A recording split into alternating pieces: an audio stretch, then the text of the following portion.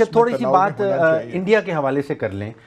हमें इंडिया जो है वो अपनी मिलिट्री डॉक्ट्रिन्स बनाता है, अपनी फ़ौजी हिकमत अमली बनाता है। एक उसकी पहली वाली जो 1984 में जनरल सुंदर जी ने बनाई थी, सुंदर जी डॉक्ट्रिन जो कहलाती है कि 7 इंडिया की कोर जो है वो बॉर्डर के करीब होंगी, 3 स्ट्राइक कोर्स थोड़ी सी पीछे होंगी, और मिलिट्री डॉक्ट्रिन का ऑब्जेक्टिव ये होगा कि पाकिस्तान में डीप थ्रस्ट करनी है और उसको 2 टुकड़े कर देना है।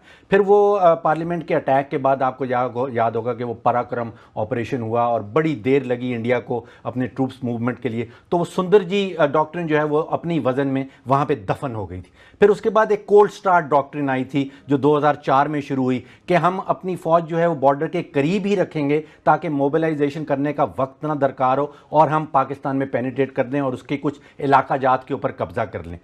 उसके काउंटर में पाक फौज ने वो जो बैलिस्टिक मिसाइल्स हैं, जो बैटलफील्ड न्यूक्लियर मिसाइल्स हैं, वो मैदान में ले आए, तो वो जो कोल्ड स्टार्ट डॉक्ट्रिन है वो भी वहाँ पे दफन हो गई। मोदी सरकार ने अजित डोवाल के साथ मिलकर, जिसको वो मोदी डोवाल डॉक्ट्रिन कहा जा रहा है, वो कह रहे हैं कि हम पाकिस्तान के अंदर प्रॉक्सीज का इस्तेमाल करेंगे, टीटीपी को पैसे भी देंगे, वेपन्स भी देंगे और सहूलत भी फराम करेंगे ताकि वो केओस क्रिएट करे, एनआरकी क्रिएट करे पाकिस्तान के अंदर। और दूसरी तरफ से वो नट क्रैकर जो कहा जाता है कि पाक फौज को एक तो इंडियन बॉर्डर की तरफ से भी एलओसी की वायलेशन जारी रखेंगे और अफगानिस्तान के बॉर्डर की तरफ से भी तंग किया जाएगा। हमको कोई काउंटर डॉक्ट्रिन बनानी होगी, जो मैं समझता हूं कि जनरल बाजवा साहब के ऊपर एक बड़ी जिम्मेवारी आ जाएगी। पहली 2 डॉक्ट्रिन्स को तो हमने काउंटर कर दिखाया और वो दफन हो गई, लेकिन इसको हम काउंटर नहीं कर पा रहे हैं। डॉक्टर साहब, हर फौज जो है, जो भी इस पोस्चर में हो जहाँ पे आपको ख़तरा हो या आपको ये हो कि हरीफ जो है ऐसे कर रहा है, ऐसे कर रहा है, एम्स हमेशा हर फौज के यही रहते हैं। हमारे फौज के भी ये हैं, हम काउंटर करें, उनको कैसे पसपा करें। जनरल बेग ने भी ये डॉक्ट्रिन एक बनाई थी कि जी वो ऑफेंसिव डिफेंस होगा, वो आएंगे तो हम एक पंच यहाँ लगा के अंदर जंग, सारी फौजें ऐसे करती हैं। जब हिटलर ने जब जंग अजीम में जब जंग शुरू की थी, उनके पास ऐसा कोई डॉक्ट्रिन नहीं था, सिर्फ ये था स्ट्राइक करना है, सख्त स्ट्राइक करना है और मूवमेंट रैपिड करनी है।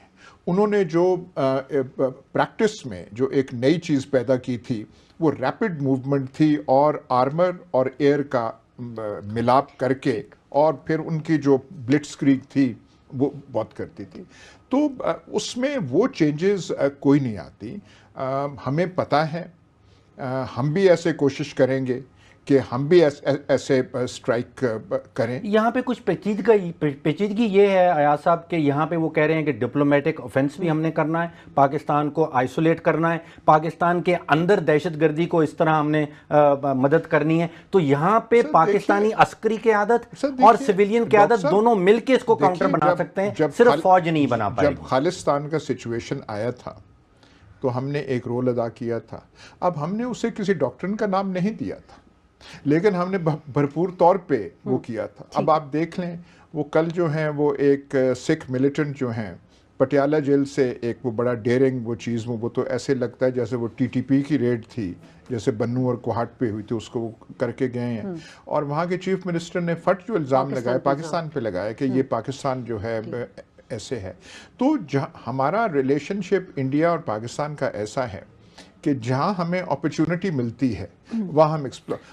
पिछले 3 सालों से अयाज साहब फीते तो बेशुमार कट रहे हैं और शायद पैदावारी सलाहियत भी बढ़ रही होगी, मुझे नहीं पता है, लेकिन पैदावार जो है वो 2013 में जो इकोनॉमिक सर्वे इनका अपना छपा हुआ है उसमें कहते हैं कि 2013 में 73,435 यूनिट प्रोड्यूस किए गए थे और 2016 में 73,209, उसी पीरियड के दौरान।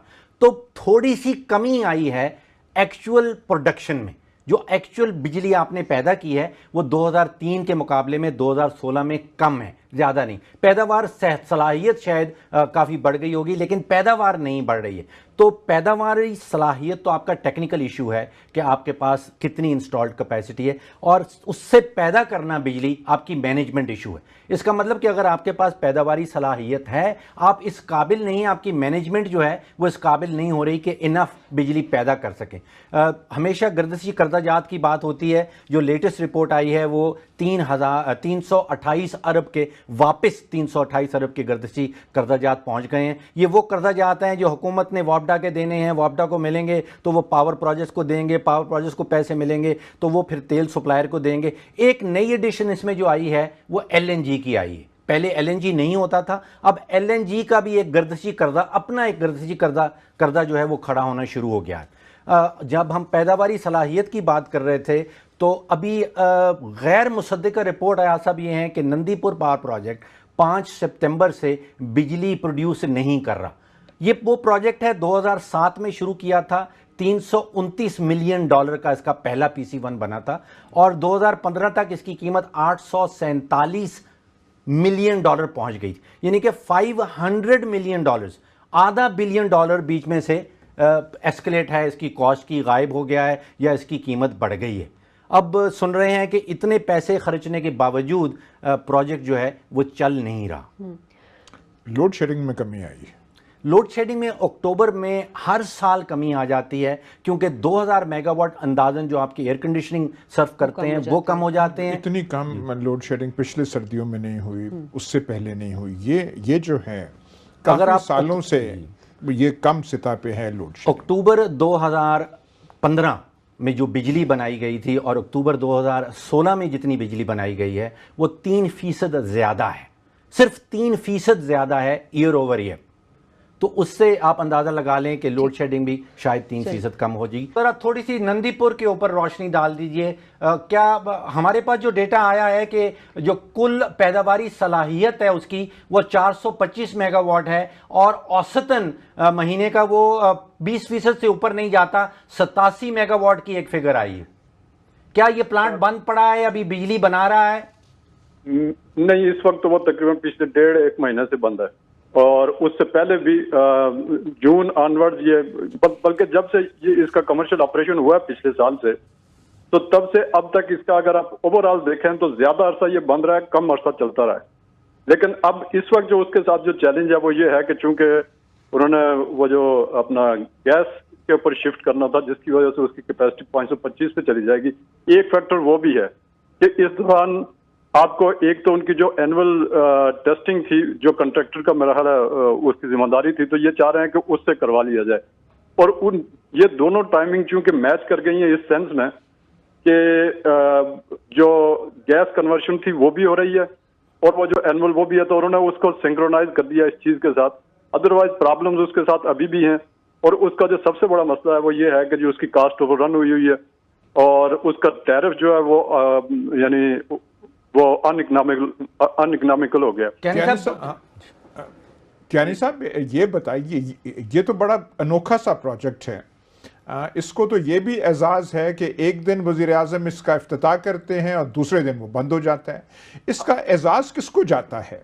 जो है इस प्रोजेक्ट का कौन रिस्पॉन्सिबल, अगर आपने पिन करना हो कि ये एजाज इनको देना, ये किसका है? ये मेरा ख्याल है ये इसमें पिछली यानी ये भी और पिछली गवर्नमेंट दोनों ही तकरीबन मेरे लिए ये मुश्किल है कि ज्यादा नंबर किसको दिए जाएं, लेकिन दोनों इक्वली रिस्पॉन्सिबल है और कुछ ना कुछ शेयर दोनों का है। क्यानी साहब जो प्रेस रिलीज किया था नंदीपुर ने, वो कह रहे हैं कि 5 सितंबर से हम बंद हैं, और वो इस वजह से बंद हैं कि हम ओवरऑल कर रहे हैं, कोई कॉन्ट्रैक्ट में लिखा हुआ।